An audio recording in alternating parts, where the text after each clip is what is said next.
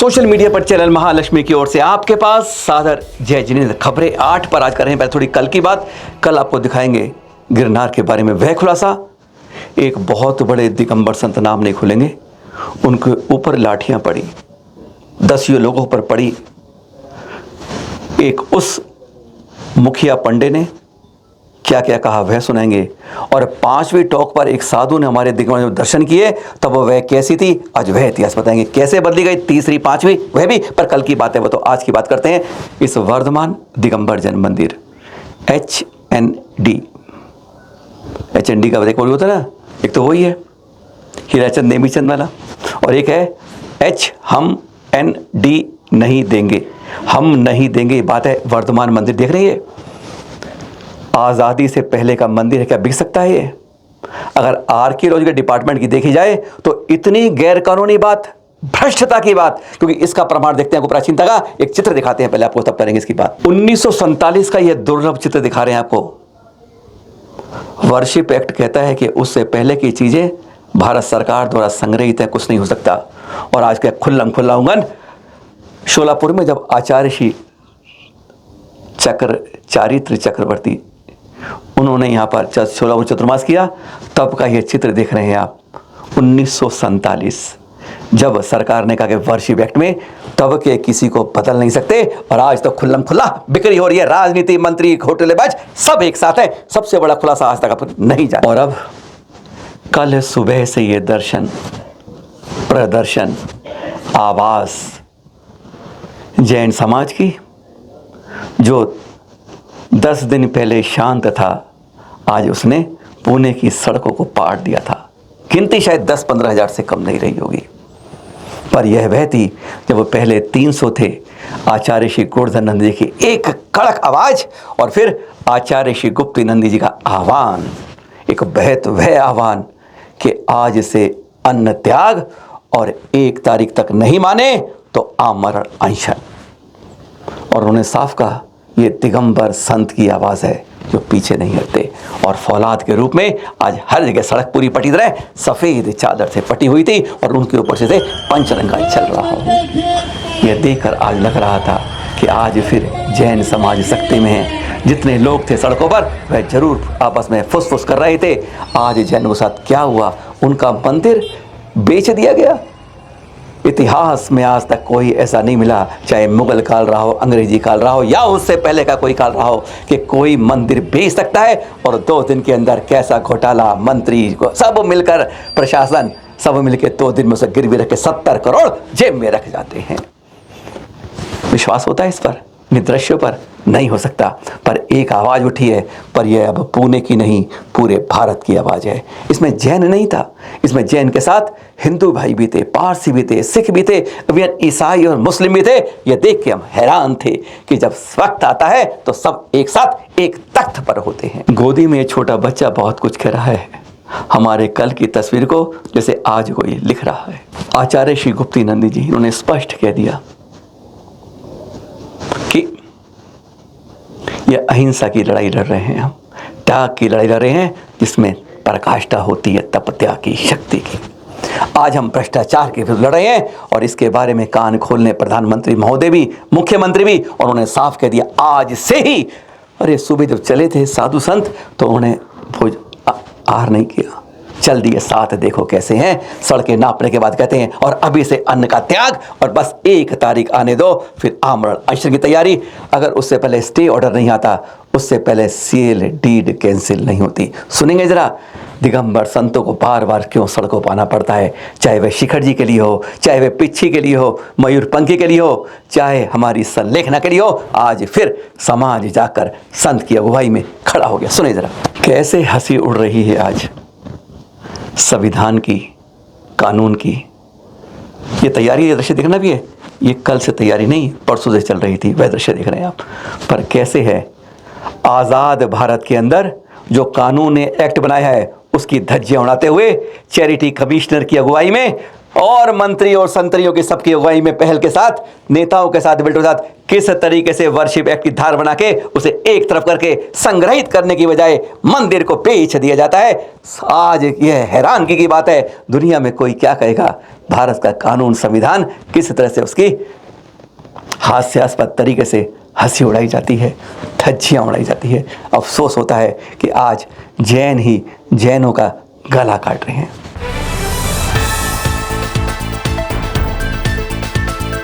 महाराष्ट्र के पुणे से आपको दिल्ली के पड़ोस में मुरादनगर ले आते हैं। तरुण सागर में देख रहे हैं, ओणम विलोम वाले, नाखूनों को रगड़वाने वाले, बालों को सफेद से काला करवाने वाले बाबा रामदेव जी पहुंच गए हैं तरुण सागर में आचार्य श्री प्रसन्न सागर दर्शन करने। आपको मालूम है, जब आचार्य श्री प्रसन्न सागर जी का सम्मेलन शिखर जी में चल रहा था सिंह शिविर, तभी भी बाबा रामदेव जी आए थे। कहते ऐसे तपत्या की पराष्टका में नतमस्तक होकर मैं सारी ऊर्जा अपने पास भी लेने की कोशिश। उन्होंने बहुत कुछ खास बताई। उन्होंने बताया कि 1 सेकंड के 1 लाखवें हिस्से के अंदर 1 लाख बार एक्टिविटी होती है हमारे एक सेल के अंदर। विश्वास होगा आपको? उन्होंने यह तक बताया।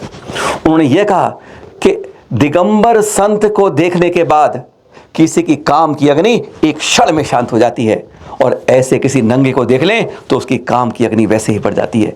बहुत काम की बात उन्होंने 2 मिनट के अंदर जो कह दी आप सबके काम के लिए। आचार्य से आशीर्वाद तो ले लिया। उन्होंने एक बात और कही थी, खास बात, दिसंबर में वह एक जगह, हाँ बात दें, भारत मंडपम में मन साझा कर रहे हैं आचार्य मणिनाथ, एक बड़ा कार्यक्रम होगा, इतना वो हिंट दे गए। पर उन्होंने क्या कहा, 1 सेकंड के 1 लाखवें हिस्से में क्या होता है, और फिर दिगंबर संत को देखकर कैसे किसी की काम की अग्नि भी शांत हो जाती है। सुने जरा। ये जो क्रिया ही है ना, बुद्धि में भी क्रिया हो रही है, आंखों में भी क्रिया हो रही है, कानों में भी क्रिया हो रही है। एक सेल में 1 सेकंड में 1 लाख से ज्यादा एक्टिविटी होती है। 1 सेकंड में 1 सेल में 1 लाख से ज्यादा गतिविधियां होती हैं, और लेकिन वो नियंत्रित होती है, सत्व से नियंत्रित होती है, और फिर भी उसमें कोई उथल पुथल नहीं होती, तो इसलिए वो तमस से उसमें स्थिति बनी रहती है। 1 सेकंड के 1 लाखवें हिस्से में ब्रेन के न्यूरॉन्स के सिग्नल सिनेप्स के माध्यम से, और एक पूरी अंदर के दिमाग के अंदर एक कोऑर्डिनेशन कम्युनिकेशन बना हुआ है, central nervous system, peripheral nervous system. 1 second के 1 लाखवें हिस्से में दिमाग के सिग्नल 37 ट्रिलियन सेल्स तक पहुंच जाते हैं। 1 सेकंड के 1 लाखवें हिस्से तो इसलिए जैसे कोई दृश्य देखते हैं तो एक क्षण में असर होता है। किसी दिगंबर संत को कोई देखेगा तो एक क्षण में उसकी काम की बुद्धि नष्ट हो जाएगी। अरे ये साधु निष्काम है, अकाम है, इसमें कोई उत्तेजना नहीं है, कोई वासना नहीं है, तो वो निष्काम हो जाएगा, इसकी वासना मिट जाएगी साधु के दर्शन मात्र से। लेकिन वही यदि उसमें काम बुद्धि है और किसी अन्य दूसरे नग्न चित्र को देखेगा, उसकी वासना जाएगी। तो इसलिए हमारे यहाँ शास्त्र में कहा कि एक क्षण के भी अत्यंत सूक्ष्म भाग में जो अपने आत्मस्वरूप में रहते हैं, तदा दृष्टो स्वरूप अवस्थानम, जो अपने निजता में रहते हैं वो योगी है। और जो अपने आत्मस्वरूप से नीचे आ गया फिर तो उसमें देह भाव आ जाएगा, ये भाव आ जाएगा, मन और मन के विकार आ जाएंगे। इसी को हमारे यहाँ प्रमत्त और अप्रमत्त। हाँ, प्रमत्त मतलब नीचे की स्थिति, अप्रमत्त मतलब ऊपर की। इसको योग में कहा।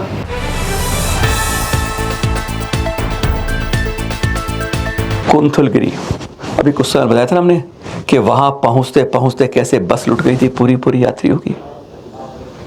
आज मालूम चल रहा है कि वहां की कमेटी बिल्कुल नाकारा हो रही है। ये हम नहीं कह रहे, ये नियापक्ष में वीर सागर जी कह रहे हैं।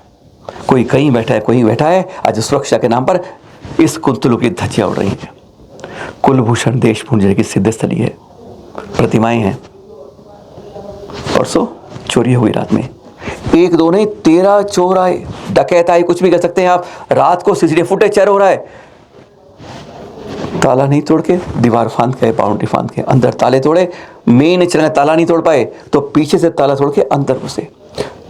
नहीं तोड़ पाए, उन्होंने 6 प्रतिमाएं ले गए और साफ बता रहे हैं अज धातु की प्रतिमाएं सोने की समझ के ले गए। एक पांडुशिला ले गए, लेकिन जब रास्ते में मालूम पांडु चांदी के नहीं है, रास्ते में छोड़ गए। 2 प्रतिमा भी छोड़ गए, लग रहा है तो वैसी हैं जिसमें मूल प्रतिमा जंगल में आज हमारी प्रतिमाएं बड़ी मिल रही हैं। लुटेरे उनको किस तरह ले जा रहे हैं। आज बड़े शर्म की बात है कि ऐसे ऐसे उन्होंने एक सुझाव दिया पूरी कमेटी के लिए।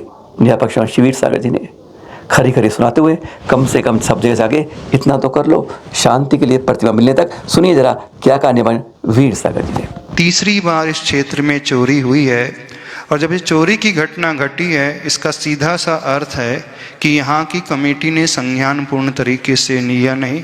सिक्योरिटी का जैसा इंतजाम होना चाहिए था वैसा इंतजाम हुआ नहीं है। अब आवश्यकता होती है कि कमेटी के सारे सदस्य जो भिन्न भिन्न शहरों में रह रहे हैं आकर के एक सूत्र में आकर के बंधे और जैसा गुरु का निर्देश मिलता है उसके अनुसार पूरी सुरक्षा का मुहैया इंतजाम अच्छे से कराएं।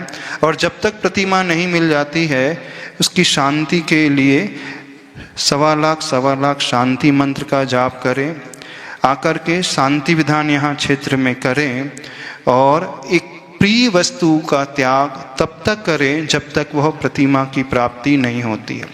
ये चोरी की घटनाएं विशेषकर जैन मंदिर में घटनाएं बहुत तेजी से बढ़ती चले जा रही हैं। तो ऐसी स्थिति में आवश्यकता है इस क्षेत्र के इर्द गिर्द रहने वाले समाज की जागरूकता की, आवश्यकता है प्रशासन की और पुलिस प्रशासन की कि यहाँ सुरक्षा का इंतजाम बहुत अच्छे से कराया जाए।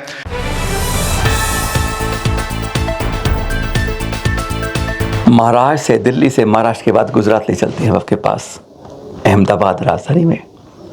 आचार्य श्री सुनील सागर जी कल के दृश्य दिखा रहे हैं सुबह के। 30 से 40 चौके लगे थे, मुद्रा लेके बढ़ते जा रहे थे। एक बार पूरा नॉर्मली रोज लगाते हैं आहार की मुद्रा में, कहाँ विधि मिलेगी। दूसरा लगा, कहाँ विधि मिलेगी। तीसरा चक्कर लगाया, कहाँ विधि मिलेगी। अब सबकी सांसें ऊपर नीचे हो रही थी। चौथी के लगाते ही दृश्य देखेंगे आप, उन्होंने मुद्रा लेके 2-3 अपने संघ के साधु और कुछ खास शिष्य कह रहे गुरुवर एक और चक्कर लगा दिए विधि मिल जाएगी, पर बहुत असूल के पक्के हैं, आंखों से कई बार देख चुके हैं। उन्होंने मुद्रा ली, छोड़ दी, रास्ता दो, आ जा रहा हूँ। इस तरह से होते हैं दिगंबर संतों की चर्या। सैकड़ों खड़े दे रहे हैं आहार देने के लिए, विभिन्न विधियों को मिलाने के लिए, नहीं मिलती तो आराम से विकल्प कुछ नहीं पहुँच जाते हैं अंतराय करके। कहते हैं ये आप अंतराय कहते हैं या कहते हैं विधि नहीं मिलने पर वापस चल देते हैं।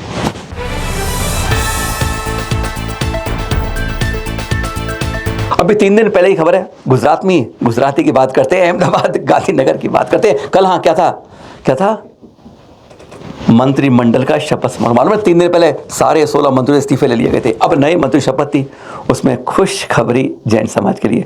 गृह मंत्री हर्ष रमेश सिंघवी जी, अब थोड़ा ओहदा बढ़ गया है हमारे लिए।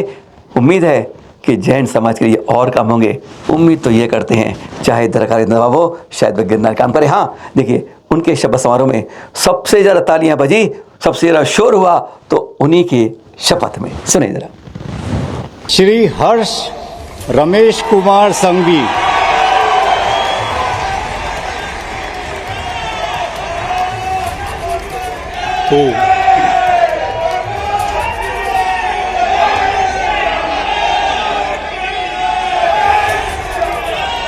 હું હર્ષ રમેશ કુમાર સંઘવી ઈશ્વરના નામે સોગંદ લઉં છું કે સોગંદ લઉં છું કે કાયદાથી સ્થાપિત ભારતના સંવિધાન પ્રત્યે કાયદાથી સ્થાપિત ભારતના સંવિધાન પ્રત્યે હું સાચી શ્રદ્ધા અને નિષ્ઠા ધરાવીશ. સાચી શ્રદ્ધા અને નિષ્ઠા ધરાવીશ. હું ભારતના સાર્વભૌમત્વનું અને અખંડતાનું સમર્થન કરીશ.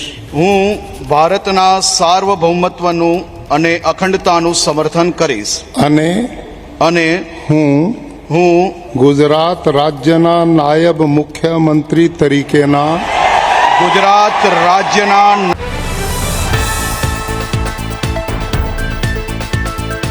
आज से दिल्ली में सुप्रीम कोर्ट के ऑर्डर से ग्रीन पटाखों की बिक्री शुरू हो गई। लेकिन कई चैनलों ने देखा, हमने भी कोशिश की, हमें कहीं QR कोड वाले पटाखे नहीं दिखाई दिए। 15-20 जगह देखे। सारी अखबारों में चर्चा है, चर्चा है कि दिल्ली में प्रदूषण बढ़ गया एकदम। समझ नहीं आया सुप्रीम कोर्ट के इस निर्णय पर, और कैसे दिल्ली सरकार के नेता और सब लोग कह रहे हैं, मंत्री कह रहे हैं, हमारे त्योहार पर ऐसा क्यों करा गया था और अब कितना अच्छा काम किया गया। ये समझ नहीं आया किसी शास्त्र के अंदर लिखा है। अयोध्या में जब राम जी लौट के वापस आए थे तो हाँ, ये तो सुना है कि हर नए घर में दीपक जलाए थे, और से कहते हैं उस दिन को जब कहते हैं ऊपर चांद भी नहीं निकला था, उन्होंने घर घर को रोशन कर दिया था। पर पटाखे जलाकर दीपक का अपमान नहीं होता है क्या? लगता है हमके पटाखे जलाकर कोई खुशी का समागम होता है? ये किसी शास्त्र में पढ़ नहीं पाए। आप हो तो जरूर बताइएगा, कमेंट में लिखिएगा कि आज टोपी वाला गलत बोल रहा था, शास्त्रों में लिखा कि पटाखे जलाने चाहिए। बेमौत मरते हैं कई जीव इसके अंदर। और इस बारे में क्या कहते हैं हमारे न्यायपक्ष में सुधा सागर जी, कभी कान हो तो सुन लीजिएगा, काम की बात है। सारे जगत को मैं हर जाति वालों से कह रहा हूँ, ये फटाके थे ही नहीं हमारे यहाँ। कौन से शास्त्र में फटाका लिखा है? और जो कौम फटाका बनाती है वो फटाका चलाती नहीं। सबसे बड़ी देख लेना, वो फटाका नहीं चलाते, वो अपने कार्यक्रमों में फटाका नहीं चलाते, वो अपने महोत्सव में फटाका नहीं चलाते, क्योंकि वे जानते हैं कि अशुभ होता है।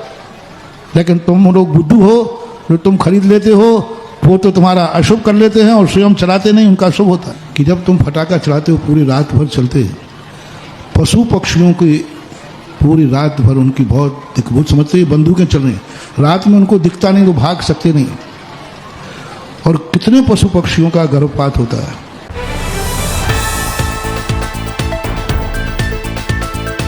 और अब ये दृश्य देख लीजिए एक बार, आष्टा के आचार्य विद्यासागर जी पाठशाला से छोटे छोटे बच्चे हैं, इन्होंने क्या संकल्प लिया है, जो जानते हैं पटाखे खराब चीज है, और अभी संकल्प इस बचपन के अंदर कि हम कभी पटाखे नहीं जलाएंगे। सुनिए जरा।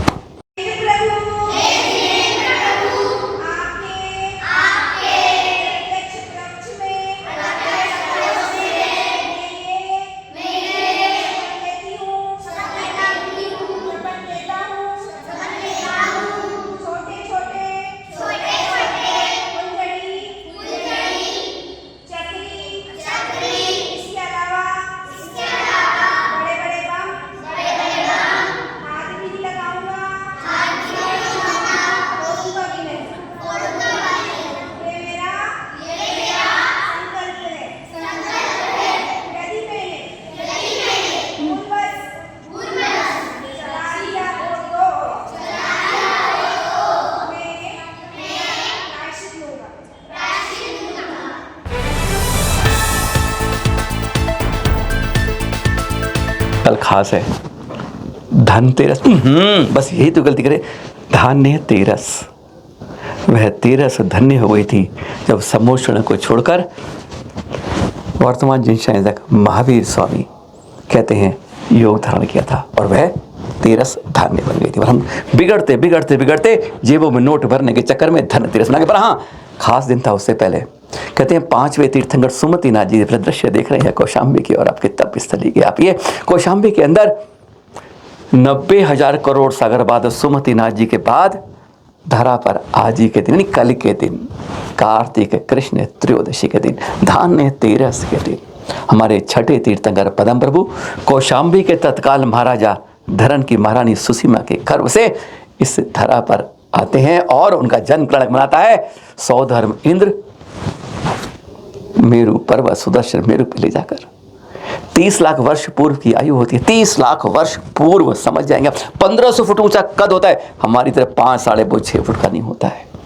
और फिर चलते चलते जब बड़े होते हैं, कहते हैं 21.5 लाख वर्ष का जब जीवन हो जाता है, तो उसके बाद एक दिन अपनी चौखट पर बंधे हुए हाथी को जंजीर में देखते हैं। बस ऐसा ही जीवन है, बस एकदम वैराग्य की भावना हो जाती है और चल देते हैं तब के लिए। पीछे पीछे 1000 राजा भी चल देते हैं तब के लिए। अगर ये जा रहे हैं इतनी सारी संपत्ति छोड़ के, जरूर कुछ खास बात है, हम भी अपना अपना राज छोड़ के चल देते हैं। ऐसे खास होते हैं, देख के कैसे परिवर्तन होता है। आज तो हम यहाँ से सुनते हैं, यहाँ से निकाल देते हैं। ऐसा उस समय का काल होता है। चतुर्थ काल और पंचम काल में यही तो फर्क होता है। कान तब भी 2 होते हैं, कान अब भी 2 हैं, पर वह तब एक के अंदर ग्रहण कहते हैं। आज हम निकाल देते हैं। पर हाँ, तुरंत पंचमुष्टि केश नोच करके ध्यान में लग जाते। 6 माह के अंदर केवल ज्ञान की प्राप्ति होती है। दृश्य देख रहे हैं। ऐसे ही कल का दिन है दान त्रयस में कार्तिक नदी हमारे पद्म का जन्म और तप कल्याणक।